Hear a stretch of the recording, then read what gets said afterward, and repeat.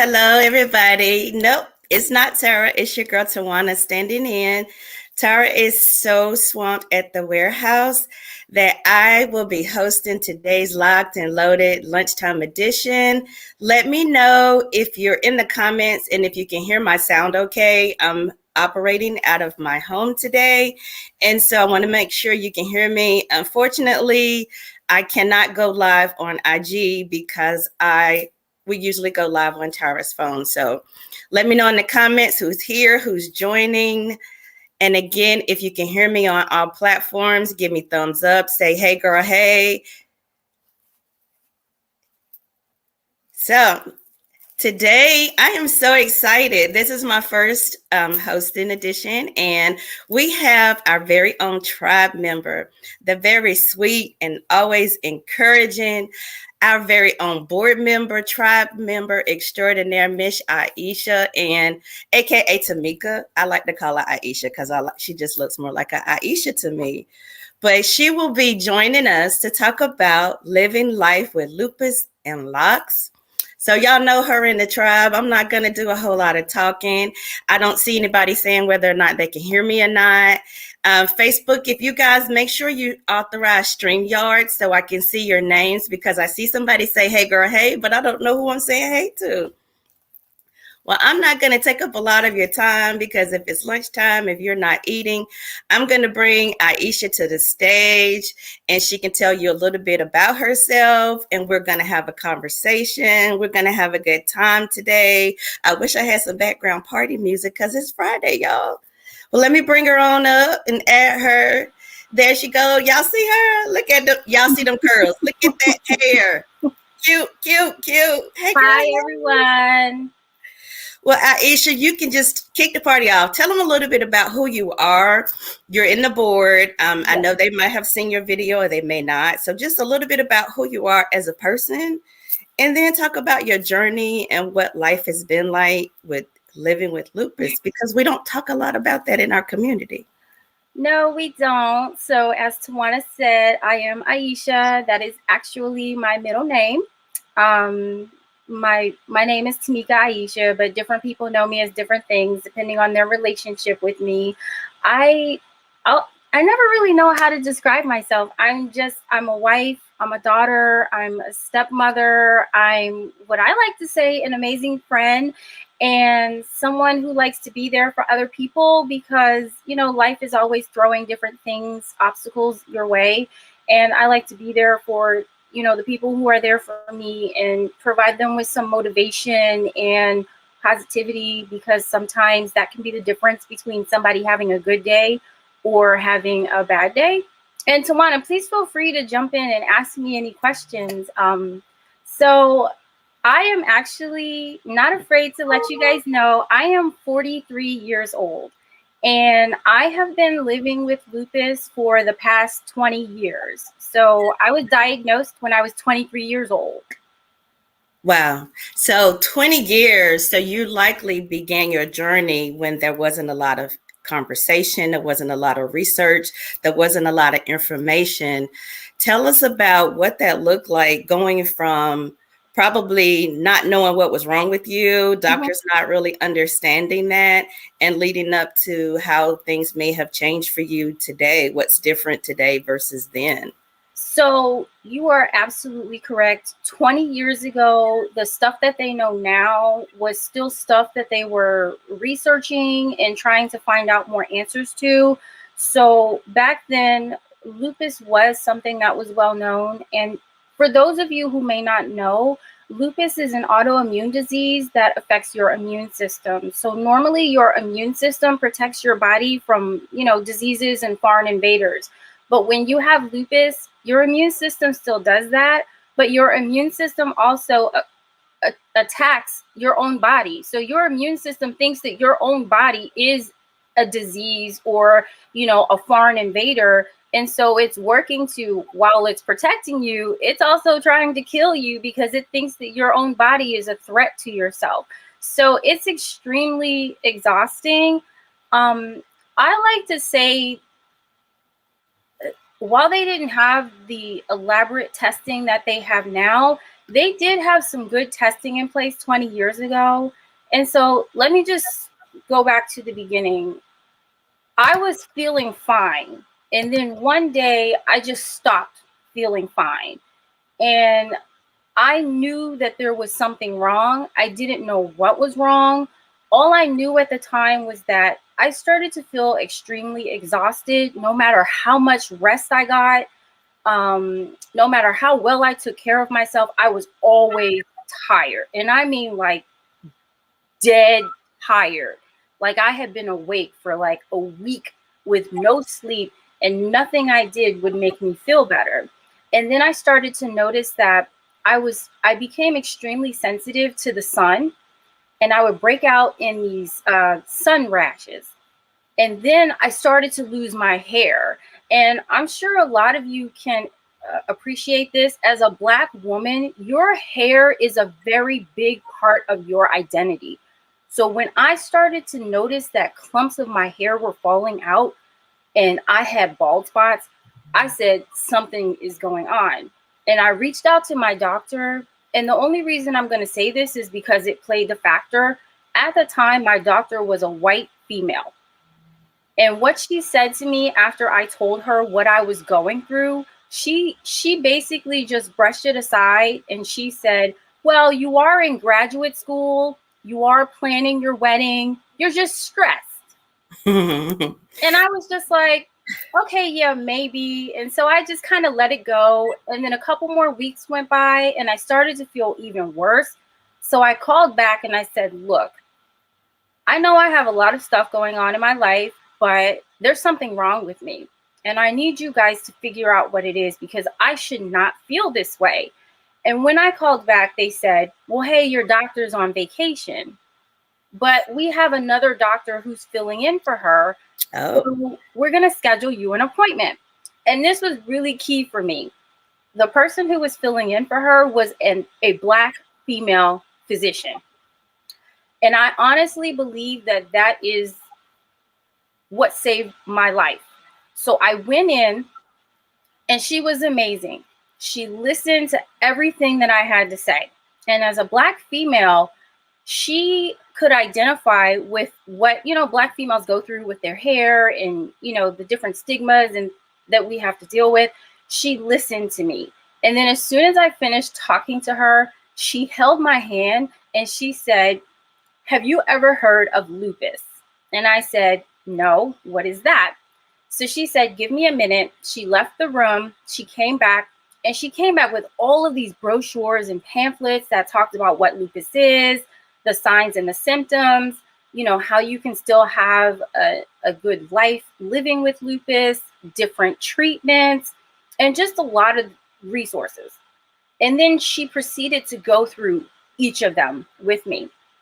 And then she said, I'm going to send you down to the lab. I want you to have a series of tests performed so that we can know for sure whether or not you have lupus. Because sometimes it can be tricky to diagnose, especially if your doctor doesn't have any expertise in dealing with lupus.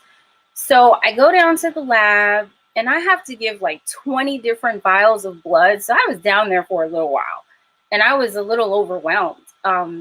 And then she says to me, we'll get the results back in a day or two. I will personally give you a call and let you know what the results say. So she gives me a call back in, a day or two. And she says, I'm really sorry to inform you, but you do have lupus. And she said, out of all of the tests that we performed, they all came back fine, except for this one test. And it's the one test to this day, 20 years ago, it still comes back abnormal. And it's how they know that I have lupus. And I was fortunate enough to be diagnosed very early into my lupus journey. I know a lot of people and have seen the testimonies of other warriors who are living with lupus, wherein it took them anywhere from 2 to 10 years to get diagnosed just because the doctors weren't familiar with it. And most importantly, they call lupus the great imitator because the disease imitates other more well-known diseases that you hear about. So there's also a lot of people who get misdiagnosed. And while they've been misdiagnosed and they're being treated for other illnesses, their lupus is actually getting worse. And so I was lucky that I was diagnosed so early. And I honestly believe that the only reason I was diagnosed early was because of that Black female doctor. Because remember, my original doctor, a white female, she just brushed off my signs and symptoms. And, I will say, after that experience, I did switch to the Black female doctor because I felt like she understood me more. And, kind of not to go off topic, but still on topic, it's been brought up a lot in the news lately about how a lot of African American, Black females, or other people of color, male or female, they just don't feel like their doctors are really listening to them, and that we don't get the respect that we deserve from our doctors. And so I like to tell people, when you choose a doctor, choose someone who you think can relate to you. And for me, it's going to be someone who is Black and probably female. It makes a lot of sense. I mean, it's to the point now we have to make T-shirts that said "Listens to Black women always." Yes. And it's that you made an amazing point with, and you had the initiative to say, "I know my body, and something is wrong, and somebody needs to address this." Yes. And so the fact that you were able to speak up for yourself, and the beauty of getting that Black female doctor, definitely, I agree with, saved your life. And you made also another good point that made me think about some of my own symptoms. And I don't want to make it about me, but like, I have autoimmune issues, and some of those symptoms I feel like I have, and I've had instances and situations where my body began to attack itself because it thinks it's an enemy of itself. And the exhaustion part, the only thing I know I haven't had is the hair loss issue. So sometimes I wonder, am I being misdiagnosed too? Because some of those symptoms, when I hear you and Danette and Jazz talk about your symptoms, I'm like, God, that sounds like me, because out of nowhere, there's this level of exhaustion. And so what are some suggestions and tips you can give to people that, and I guess some of the symptoms you described was the rashes and things, but what can they continue to do to make sure they are knowledgeable enough to know that it really is lupus? And I guess maybe testing is a lot of that, and again, the doctors. But so what made you realize that I know for sure this is lupus, or maybe you don't? Well, aside from I never knew for sure, right? Yeah, I had to rely on my team of doctors. Gotcha. Like, I have a regular primary care physician, and because I have lupus, I also have a rheumatologist, which is the specialist who deals with people who have lupus. And I've had my rheumatologist now for the past, I want to say, like 15 to 18 years, because I still have the same health insurance, which I, thank God I have. Otherwise, I don't think I would be as well off as I am. But when I first started seeing the rheumatologist, she recommended that I keep a journal of how I feel, because you may start off with one set of signs and symptoms, and then you may develop new ones. And so my initial symptoms were hair loss, sensitivity to sun, and extreme exhaustion. I still have those same symptoms, but I've added some new ones over the years. I mean, not because I wanted to, but they just happen. So now I also experience joint pain and joint swelling. And sometimes I have kidney issues and I have to go see the nephrologist. And I also have something called musculoskeletal chest pain. And that's really scary for me because the musculoskeletal chest pain mimics the signs of a heart attack.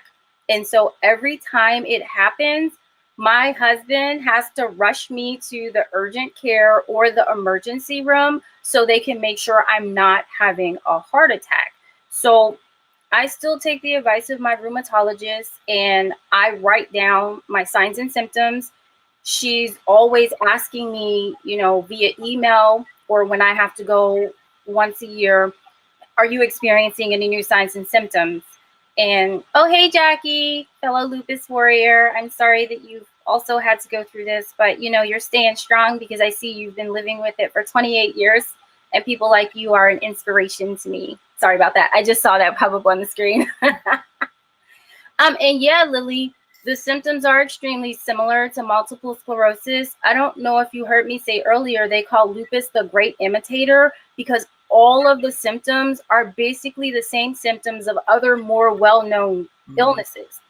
But keeping track of how you're feeling when you're feeling it is very important.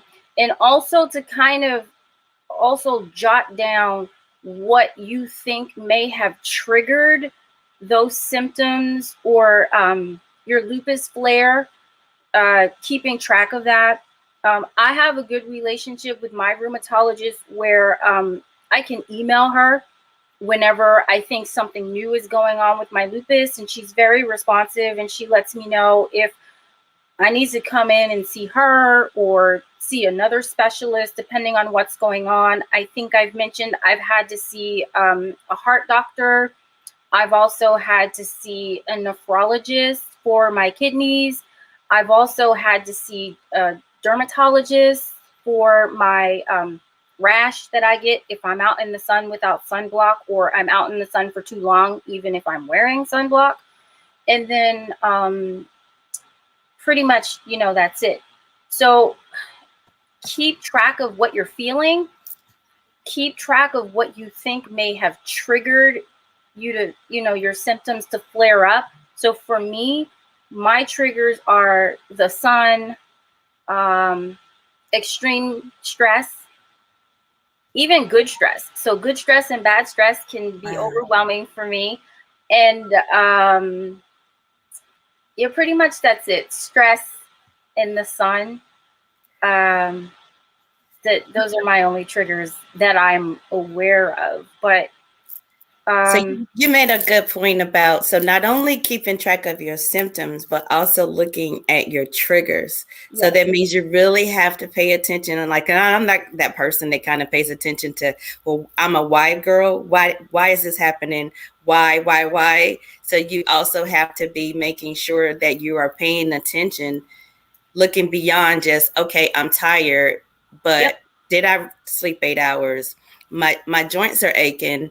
Is it because of something else, or is it just I'm 50 and it's cold in here and my knees hurt? So so really paying attention to your body, having a doctor that listens, because I know you like having some, like, I don't have a doctor that looks like me at the moment, but I do have a female doctor that listens. Yes. And for me, that was huge. Like the fact that she doesn't care how long I talk or what I'm even talking about. She will sit there, and if I have to vent about work, she will let me just go off before we get to the appointment because she wants to make sure I feel heard.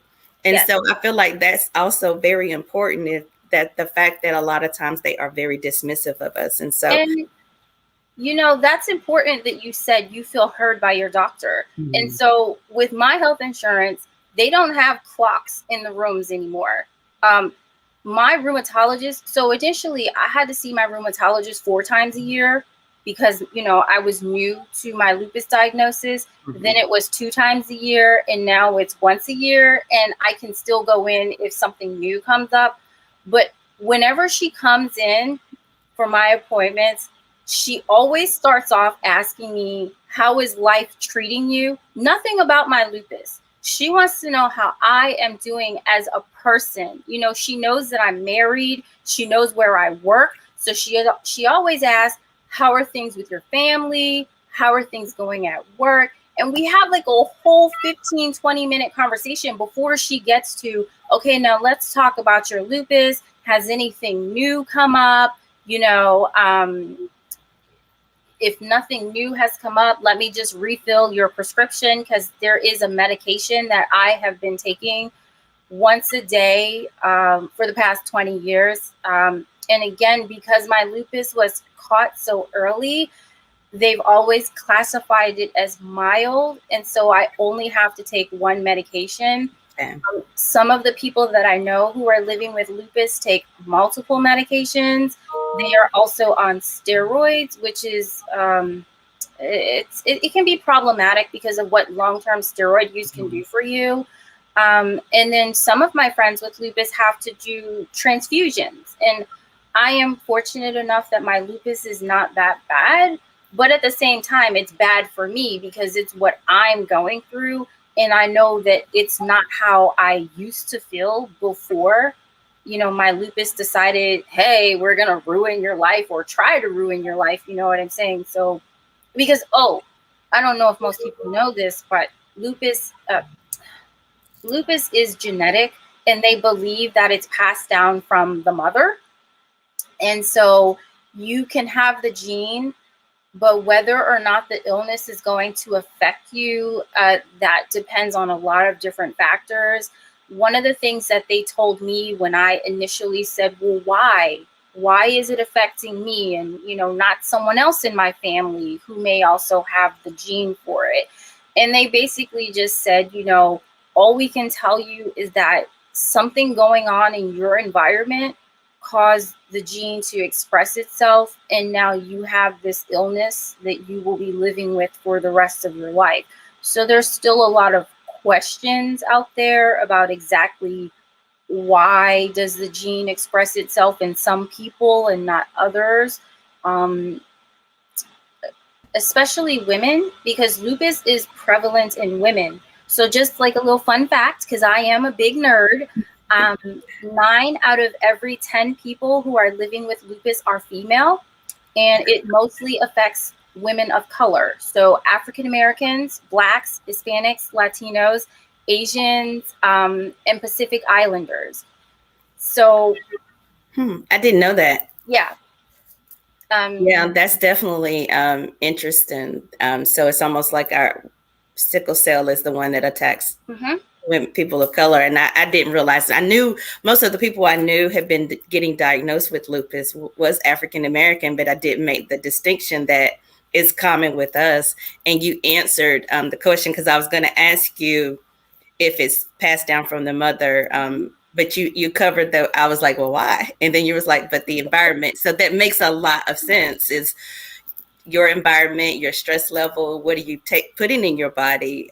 All of those things. Where do you live? Like, I'm basically allergic to everything under the sun, but I live smack dab in the middle of everything I'm allergic to. So my environment will make my autoimmune situation worse. So it's those kind of things, even knowing down to what city do I need to live in? What type of home I need to live in? Like, those things can also contribute. So I'm glad you made that point and gave that fact that it is something that affects women, because we go through so much. And it's one of those silent things, like there's the post that goes around on social media, because to look at you or to look at Jazz or to look at Danet, we would not know. So it's one of those, I call them silent diseases. Right.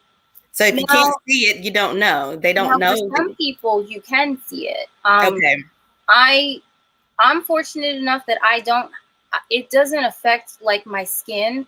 So there are 4 different types of lupus. There's systemic, which it affects your whole body. There's cutaneous, where it only affects your skin and your hair. There's drug-induced, wherein if you're taking certain prescription drugs, it can cause you to have lupus-like symptoms.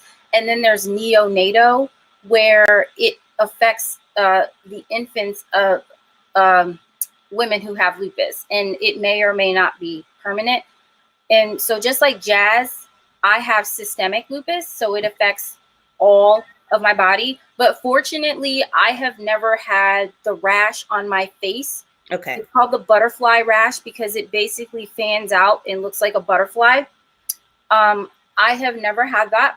I know a lot of people who have had that, and that is a very big detractor on a lot of people's self-esteem, because it's very noticeable.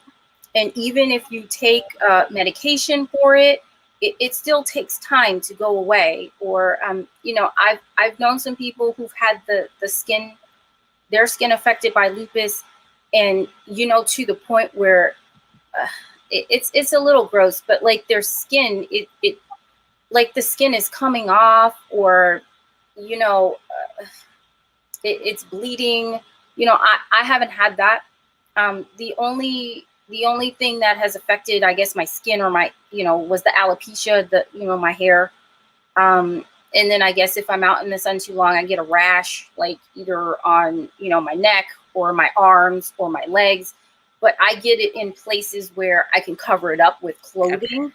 And so, just like you said, people look at me and they're like, oh my God, you're gorgeous. You look young. I would never know that, you had something wrong with you. And like you said, most of what we go through is silent because you can't see it, right? And that's something that's really important to really discuss with your friends and your family, because if you are going to live a successful life with lupus, like Jackie said, who's been doing it for 28 years, you need to understand what's going on with you. You have to, and I stress this, you have to have a really strong support system. And your support system is only going to be as strong as you allow them to be. And for me, part of my support system is educating them, making sure that they really, understand what I'm going through, understand about lupus. And one of the biggest places that I go to stay informed on lupus and to educate other people is the Lupus Foundation of America. And their website is lupus.org. They are, I guess, the premier organization in America for dealing with lupus. And they are really, really good at putting out a lot of resourceful information to keep people informed. And they are really our biggest advocates. Like every year they are down on Capitol Hill making sure that the lupus community gets money so that they can come up with new drugs to help us, and more money to study the illness so they can find out exactly what gene is it that is causing lupus, what exactly is causing it to be expressed in some people but not others. So knowledge is power. And once I found out I had lupus, I took it upon myself to, I guess, be my own biggest advocate and make sure that I educate the people who are in my life so that they understand what I'm going through and what others who may also have lupus are going through. So, your support system is really, really, really important. Yeah, I love that. And I love the fact that not only, so you defined and took to the next level what you needed from your support system, which is making sure you educate them. Because again, if you're not experiencing it, it's hard to explain. Yeah. So you have to say, this is what I'm feeling. This is what's happening to me. This is what's gonna, yes, I look like I'm feeling great. No, I may not always tell you when I'm in pain, because nobody wants to say, how are you doing? And you say, oh, well, I didn't sleep last night. So it's important that we find a way to educate those who are around us, because if we don't, they don't know. Right. And so I love that you took control of that and classified and defined what you needed out of your support system. And hey, Marie, thank you for joining us, girl. And what I will say is, while I do seem bubbly, like I always tell people, I am never at 100% my best because of my lupus. On a good day, I might be at 65 to 70%. So you're looking at me right now and you're like, oh, she's so positive. But like on the inside, I'm really going through a lot. And I will say this, even though it's been 20 years, I still have bad days. And I have days where I am upset at God, at the universe, whatever you believe in. I get upset and I'm just like, why me? Right. And, someone used to say to me, well, still says to me, God would never put you in a situation that you are not equipped to handle. And so I kind of take that good and bad. So, on the good, I'm like, well, yeah, I am strong. I'm a badass, right? Because I've Right. been through a lot and I'm still here. Right. But then on the other hand, I'm just kind of like, well, I need a break. I go through stuff as a Black person. I go through stuff as Right. a Black female. I go through stuff that I have lupus. I need a break. And if you Right. talk to like my best girlfriend, Nisi, the one thing that I'm always saying to her is, I know I'm a warrior. I know I'm strong, but damn it, I need a break, right? Can I get a sub? It's like there's always something, right? And I'm sure you understand this as a Black female. And Tara mentioned it yesterday on the live with Desiree. We have so much that we have to be responsible for, right? In addition to being responsible for ourselves, we have to be responsible for our families. And it's like we have to do so much to prove to society our worth. And no matter what society throws at us, we always hang in there, right? And we always prevail. But it just seems like we're always fighting. And sometimes I'm just like, I'm sick of this, right? I never give up. Don't get me wrong, And so I say all of that to say I still have dark moments despite you seeing me so happy and so bubbly. But when I have those dark moments now, I only allow myself to stay in that space for a short period of time. And then I focus on all the positives in my life. I'm still here, wherein a lot of people that I know with lupus have lost their lives. I have an amazing support system who checks in on me because, as you said earlier, it's hard for me to say to someone, I'm not feeling well, because you're admitting that you have a weakness, right? Yeah. Even my mom or my husband or my close friends, they can tell when I'm not feeling well. They'll still ask me, and sometimes I may lie about it because I hate having to say I don't feel well. Mm-hmm. And they're just like, you don't have to lie to us. We're here for you. Or they'll know, even though I said I'm okay, they know that I'm not. And they kind of give me my space until I get to a point where I'm like, I'm not feeling well. This is what I need. So, it's hard. But yeah, Jackie, I just need a break sometimes. But you never really get that break, right? Yeah, you don't. You don't. So it's like I was going to ask you, what is it that you do to kind of cope, or how do you stay optimistic? What are some things that you've said staying positive? So what? I know you're in your reading nook. I just kind of snitched on you. So so what are some things that you do that kind of help you to take your mind somewhere else as much as possible? Maybe some hobbies or some things, journaling, whatever. What are the things that you do to kind of help you navigate those days besides having to just rest? So I love to read. So as you said, I am in the reading nook that my husband built for me. I love to read. I read a book, finish it, start another one. When I read, it puts me into a different frame of mind where I can forget everything that's going on in my personal life, and it allows me an escape. And I can go into a whole new world and picture what's going on in whatever book that I'm reading. So I love to read. Another thing that I do, which I cannot stress enough, is self-care. Whatever you need to do to help you feel good about yourself, I'll take a hot bath. Desiree mentioned yesterday doing a bath with a bath bomb, soaking in some hot water. I like my wash days and retwist days. Like, that is really refreshing to me. And I get so much pleasure and care out of that. I also exercise. which is weird because it's like I'm always exhausted, and my doctor was like, but you need to exercise because it'll give you back some energy. And you're like, and I do, and it does give me back some energy. And I choose exercises that I enjoy doing, like yoga, dancing, and cycling, and also Zumba. I really, really, really love Zumba. Yes, I love Zumba. I was gonna say anything with dance I can do when it comes to Right. exercising. So I love Zumba. And then another thing that I like to do as a hobby, again, I'm a big nerd. I really love Legos. I've loved them since I was a child.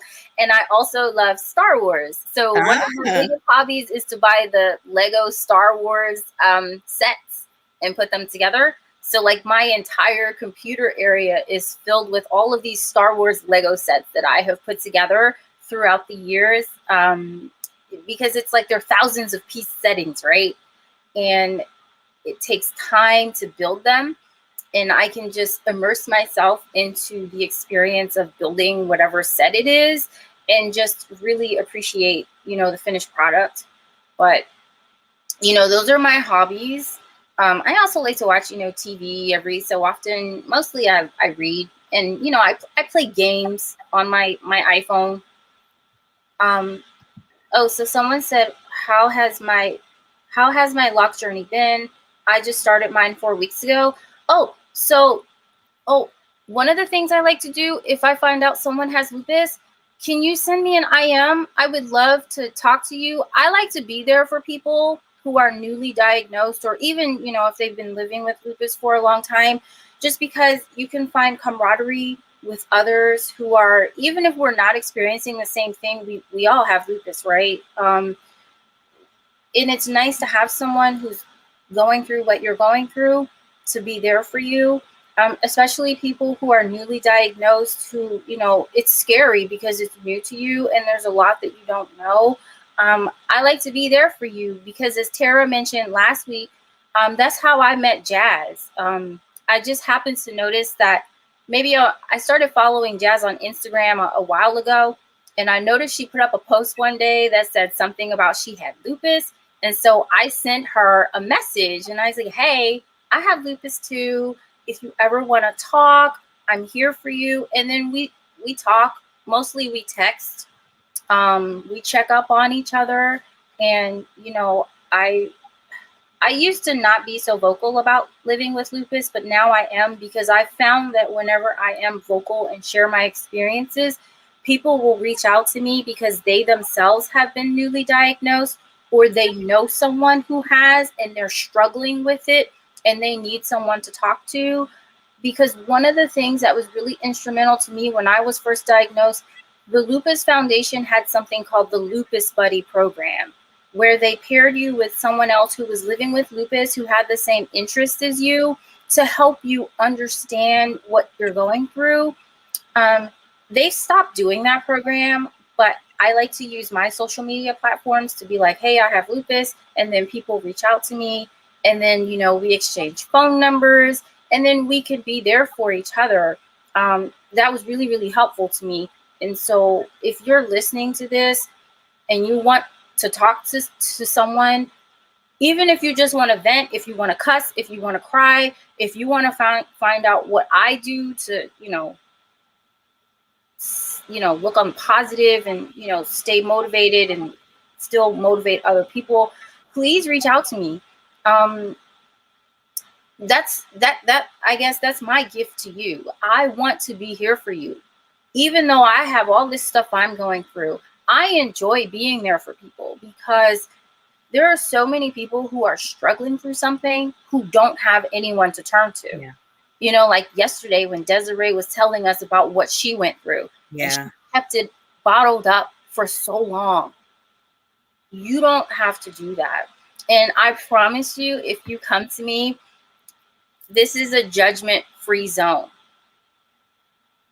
Like I said, if you want to vent, if you want to cry, if you want, some advice or whatever, I am here. In helping other people, being there for other people helps me, right? Mm-hmm. It's helpful to everybody. And, I just again, I like to focus on the positive. I mean, I mentioned earlier, everybody's going through something, but I allow myself the opportunity to be upset, to vent, and then I'm like, okay, that's enough time doing that. Let me focus on the positive. You That's know, me. I got to get it out and then I'm good. It's you like, have okay, I to. just have to release that and then Yeah. I can divert that positive stuff back to another space Hmm. and that you don't dwell in it. And sometimes people confuse that needing the ability to vent is, oh, you're complaining and you're not grateful. But no, we just have to release so Yeah. that we can take back in something good, because I can't be good to you. I can't be there for you if I'm still holding on to something because I'm not allowed to vent that out. So you mentioned your wash day as being that place and a part of your self-care. So let's talk about those locks Okay. and the effect, or was it intentional? Was your hair loss a reason? Like Dan had mentioned, she had to shave the size of her hair because of her Mhm. lupus. So let's talk about locks, the locks side of that for you. And do you have to change up your routine, your hair care, those kind of things that affects it? So I'm just going to be really transparent because I always am. I was never a big fan of locks when when I first became aware of them, because I was one of those Black women who always had her hair processed, Yes. right? Bone straight, right? I'd be like, whatever, you go on with that. If that's what you want to do, that's what you want to do. And then so about 3 years ago, I was just like, those are beautiful. I want those, but I don't know where to start. I don't know what to do. And then one of my friends who used to be my coworker, shout out to Erin, she came into work one day and she had locks. And I was like, whoa, wait a minute, what's going on? Tell me about this. Because just yesterday, your hair was straight. What's going on? So she proceeded to tell me, she went to a girl and she got her hair instantly locked, and then she had extensions added onto it. And it looked amazing. And I was just like, I want to do that because, I still experience hair loss. And if you can see, I actually have a mohawk. Um, and the parts of my hair that are shaved, which are the sides and the back, that's where I have the hair loss. And as you can see, I shave it really close so you can't see my hair loss. I do that intentionally, and also because it ends up looking cute on me because I think I have a nice shaped head for it. So I started off my journey with instant locks and lock extensions. I ended up taking the extensions out. So everything that you're seeing right now, this is all my hair. This is my length. I took the extensions out because they were a lot of work to maintain. And I am someone who maintains their own locks, just to save money and just because I feel good knowing that I can do this to my hair. I can maintain my hair. Um, and now that I have the locks, I don't have to worry so much about my hair. I spend less time on my hair.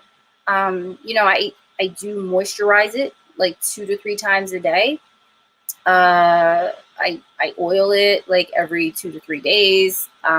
Once a week, I do like a hot steam with something called a Curadew. And it really has helped to make my hair healthy. And I can honestly say this is the healthiest that my hair has ever been, just because I'm not manipulating it so much. Like, if you have relaxed hair, you're doing a lot to it, like you're curling it with the, flat iron or the curling iron. You're applying a lot of heat and chemicals to it. And now that I have locks, the stuff that I'm putting in my hair, you guys know because you use Peculiar Roots, it's all natural and there's no harsh chemicals. And so literally my hair has had the opportunity to heal itself. And I think that because of that, I don't have as many, I don't have as much hair loss as I used to. Or if I do, I can't tell because, like I said, my problem areas are where I shave all my hair off. So, but what I do have, I don't have a lot of breakage. I don't have any bald spots. So getting locks was actually the best thing to ever happen to me. And coming across this product line, because the products I've been locked for almost 2 years now. Okay. And I found I got Loc'd in 2019, but I didn't find out about Peculiar Roots until 2020. And it was only after they had been in business for like, I want to say like 2 or 3 months. So the products that I was using when on my locks when I first got them, they were harsh, right? My hair never really felt clean. It never looked like it was healthy. And I kept saying to myself, something's not right. I need to find better products. And so when I got locks, I started following people with locks on Instagram. And I came across someone called Nurse Poison Ivy. And she had put up a testimonial about Peculiar Roots. And I went to the website. I read through the whole website. And then I saw it was Black owned. And then I was like, I'm going to try this. And so my very first purchase was the most expensive product, set that they had, the entire lock care system, which contained one of every product that they had at the time that you can use from start to finish to wash, retwist, and just take care of your hair on a daily basis. And ever since I bought that box, I have never looked back. But I have a stash, and I'm not going to show it to you because I'm not going to have y'all making fun of me. But don't worry, Tara, put it up later. I refuse to run out of these products because they help me. Like you saw, I don't know if you saw my last post. I put it in the group. My wash day consists of all of the products I use are Peculiar Roots, with the exception of like the rollers that I use. Right? I have one or more of every product that you guys carry because I use them all.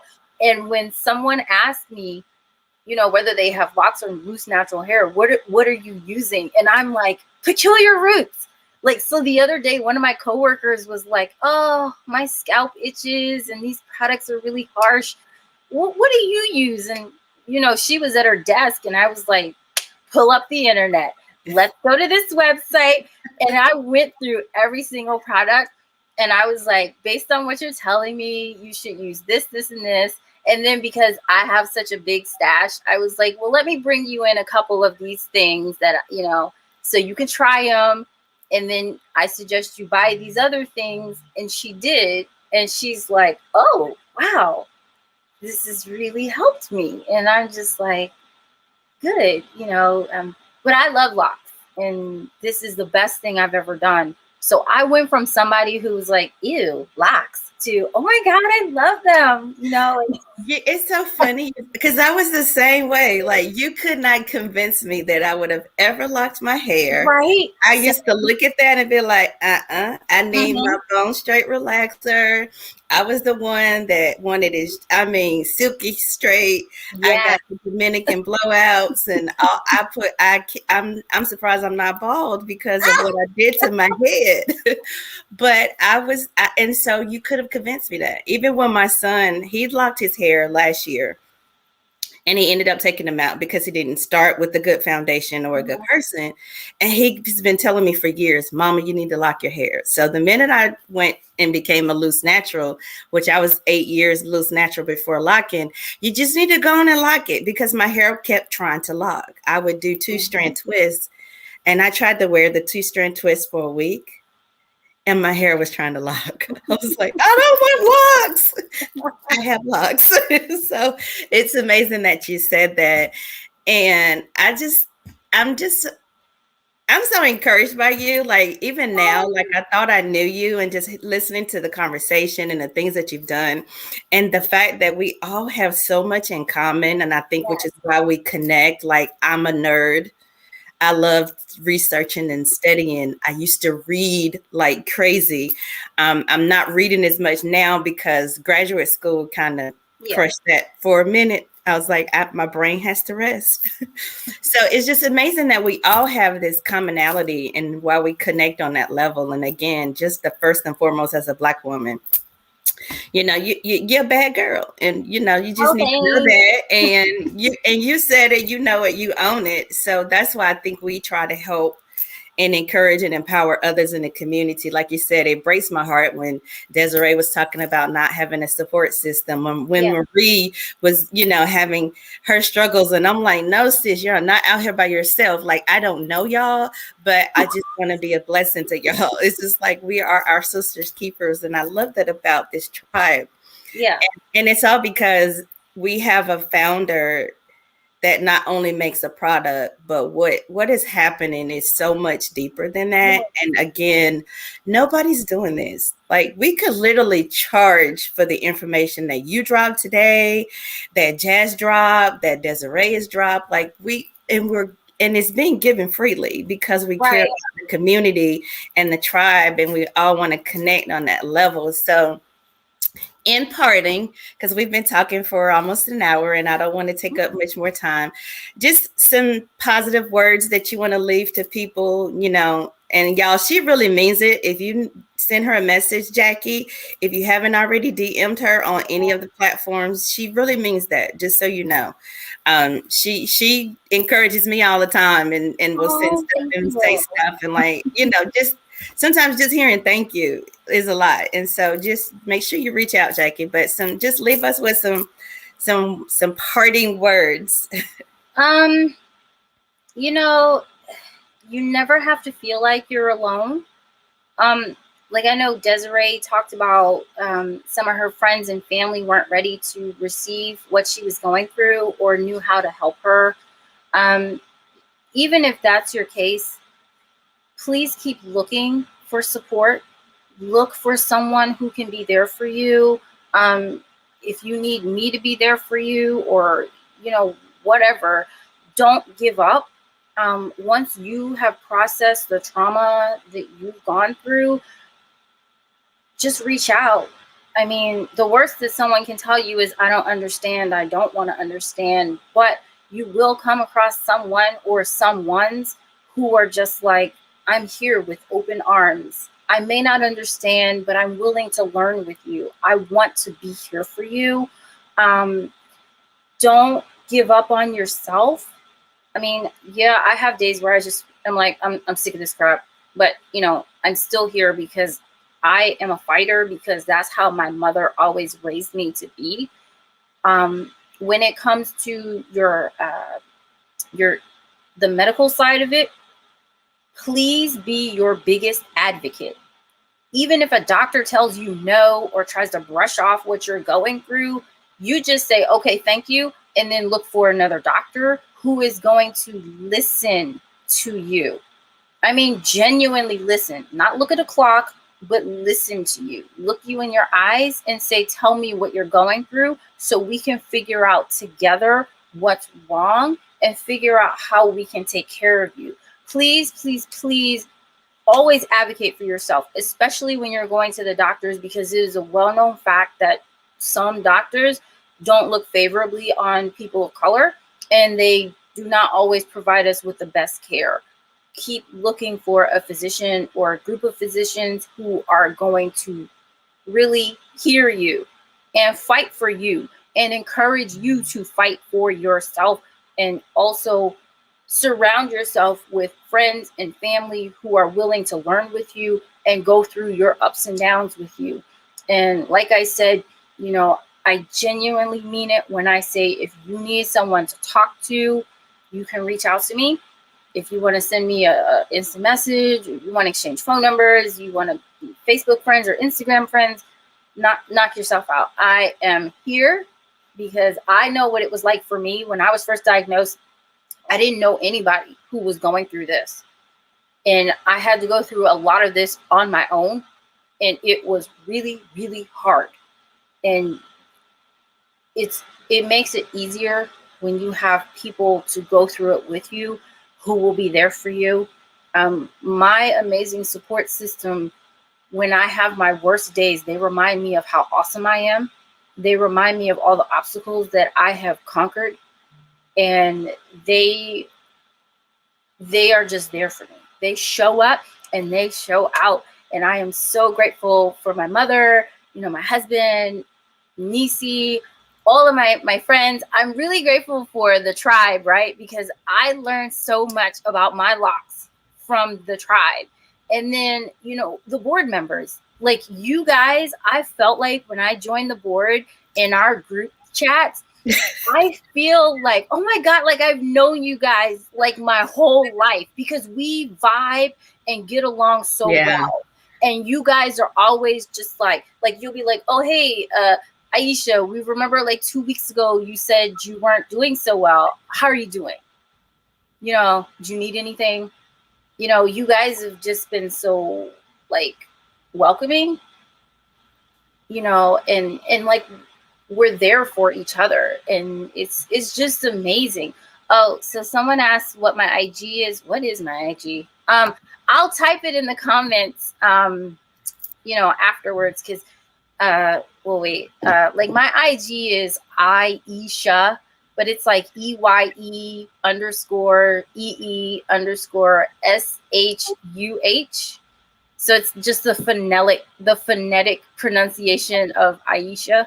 That's my Instagram, and it is private. But you know, if I know you, you know, hey, this is someone from the Loc'd tribe, you know, I'll go ahead and accept it because, you know, that's just how I am.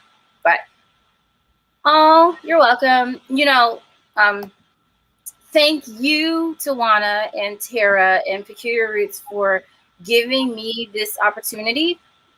You guys have such a broad platform, and I like to share knowledge and let other people know you're not going through whatever you're going through alone, and there's someone who's here for you, you know.